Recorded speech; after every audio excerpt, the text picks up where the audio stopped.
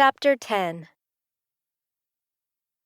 Waking up with Randall on her mind the day before had done wonderful things for her writing, except that she couldn't force an intimate scene. Not with him. He'd been too respectful of her space, had known what she needed even before she'd needed it. How he'd understood that too much intimacy too quickly would have scared her off, she didn't know. But he had. The soft cotton fabric of the shirt Randall had covered her with at the river slipped through her fingers as she drew it tighter around herself. She'd slept in it, but would have to return it to him today. It wasn't right to keep it, no matter how much she wanted to. After a while, it would lose the smell that was just his, a smell she'd buried herself in within his arms the night before. He was so strong and capable. Her dreams had been full, not of sultry kisses as she would have expected, but of lying next to him and letting him protect her from both the noise and the quiet. Night had always been her worst enemy. The sounds of people were always more sinister in the wee hours. But silence was worse. Silence filled her mind with terrifying possibilities. He would keep both at bay. Last night, she'd turned on her fan, slipped into his shirt, and slept better than she had since she'd left Texas. Sleeping next to the man himself would probably prove even more comforting, but that was only a dream. She still had to be honest with him, admit her life would never be a quiet one. If their worlds intersected, it might mean he'd never have a quiet life either. The man she was getting to know wouldn't want that. He appreciated his space as much as she did. Madison slipped the shirt off her shoulders and let it fall to the bed as she went to get dressed in the privacy of the little bathroom. The fresh air, tasty food, or the excellent hero role model Randall presented had worked so well she'd managed more chapters in the last 2 days than she'd written in the whole month before. If the quiet was good for her writing, her agent might even agree to letting her live further away.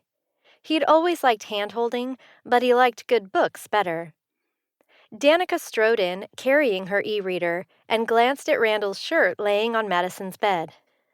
"Good thing I saw you before I left this morning, or that would look mighty suspicious." Her finely arched eyebrows rose in mock suspicion.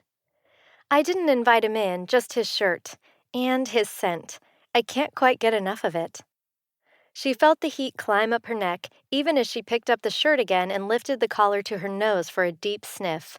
Only another romance author would understand. "I read through what you wrote yesterday. It was good, but not like you used to write. There's a newness. I like it, but I don't know if your agent will be thrilled.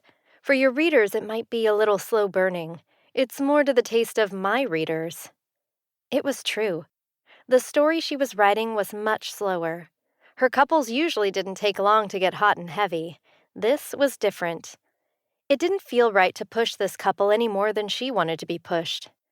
She shrugged and grabbed her clothes to head to the bathroom. If anyone could parse through what she felt for Randall, it was Danica. But Madison wasn't ready to share yet, not until Randall named it. When he decided they were worthy of being together, then she'd talk through the particulars with Danica. After showering and dressing, Madison settled in to write again.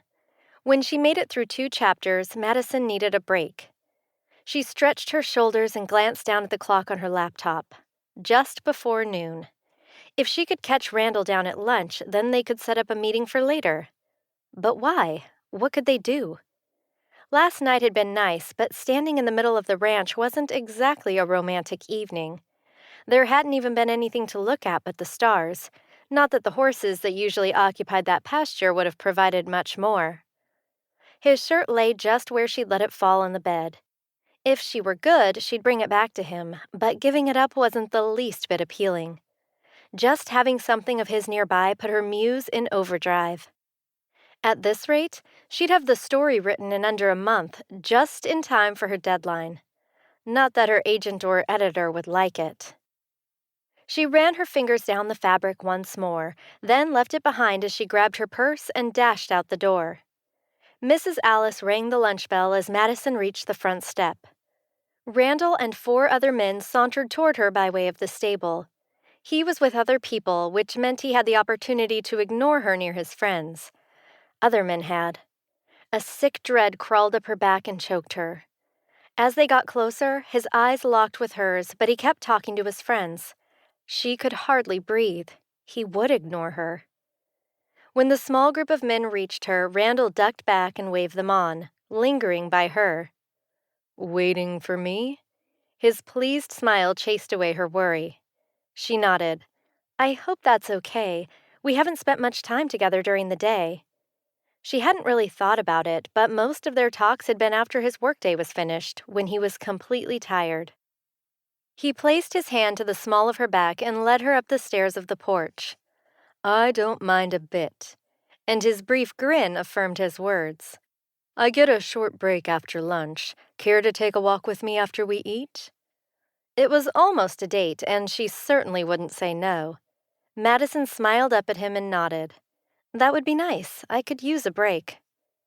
Randall cocked his head to the side and gave her a quick look of confusion, but quelled it as he pulled his hat off and hung it on a hook just inside the door.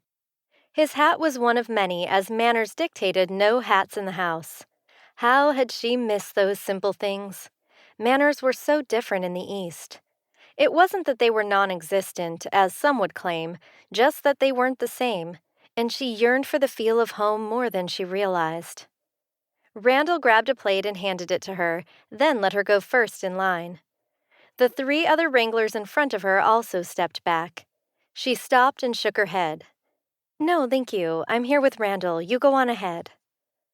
All 3 men glanced quickly to Randall with mischievous smiles, then went about scooping their plates full.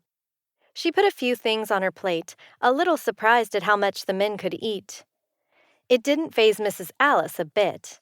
She ribbed them about their small portions and encouraged the growing boys to take more. As Madison came to the end of the line and turned to find a seat, Randall again led her to the very end of the table where no one sat yet. It would give them at least a minute of privacy until the room began to fill. As soon as they sat, Randall bowed his head for a quick prayer. So quick that she only realized what he was doing because she'd seen it so often with her brothers at home. He glanced up, and those baby blues took her breath away. "You said you needed a break. Had a tough day?" He waited to start eating until he'd finished asking the question. "Yes, believe it or not, I'm here on a work-related retreat, so I've been doing a lot during the day." "So you, Maisie, and the other 2 ladies in your cabin work together?" He was fishing, but it didn't bother her like she'd thought it would. He was interested in her, unlike any other man before him. "In a manner of speaking, yes, but we come from different areas. Danica lives closest to me, but even she lives far enough away that I never see her." "Danica, which one is she?" He took a bite of his mashed potatoes. "She's the one with pretty dark curly hair. She's sweet and encouraging and such a good friend."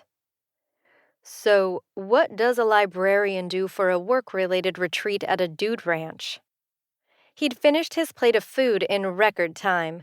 She was still working her way through her first few bites. What could she say that wouldn't scare him off? She'd decided to hold her secret close until she saw how far the relationship might go. If they separated Friday without too much fuss, then it made no sense to break her rule and tell him who she was. She took a drink of her iced tea to stall answering. "We're here to possibly work on a project together, but I don't think it will work. We're just too different.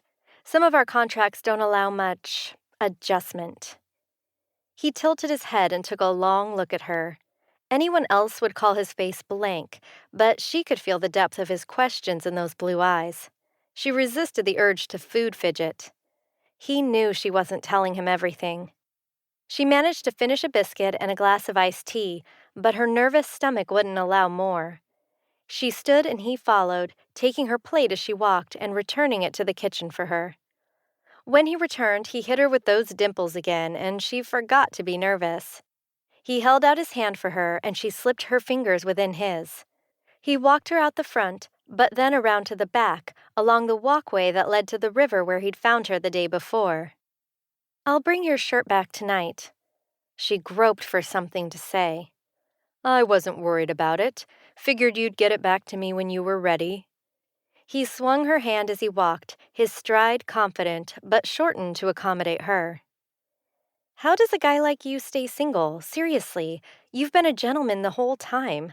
I just don't understand why you aren't married with like 6 kids by now. Why 6? He laughed, a twinkle in his eye. Because if she was smart, she'd never let him get too far away. Madison shook the bedroom thought from her mind. I don't know, it was a nice round number. Well, that would involve having a nice round wife, something I don't have and hadn't been looking for. He slowed his pace even more and glanced down at her. Those ocean blue eyes, so expressive he didn't need to be a man of a million words. He could convey most of them with a look. A look that was rather heated and directed right at her. Hadn't? Does that mean you've started? Pressing men for information was usually a bad tactic, one that could backfire completely. But she wondered where his heart had roamed. Randall stopped and turned to her, pulling her close like she'd been the night before. In full daylight, she could see the heat in his eyes, the pinch of his lips as he held back. She could feel the tension in his arms and reveled at the feeling under her fingertips. I don't know what I've found, but I know that even a month ago, that land out there in Kansas sounded mighty lonely. The farther into this week I get, the less I look forward to being out there alone. She understood. The closer she let herself get to Randall, the less she wanted to go home to her lonely apartment. The complete silence no longer seemed quite as much a refuge as it had before. He caressed the back of her neck and she tingled, waiting for him to pull her in. Oh, how she wanted it. I want to see you again, tonight. He backed away from her, but it seemed to sap him of all his energy. I'll be there. It was all she could say.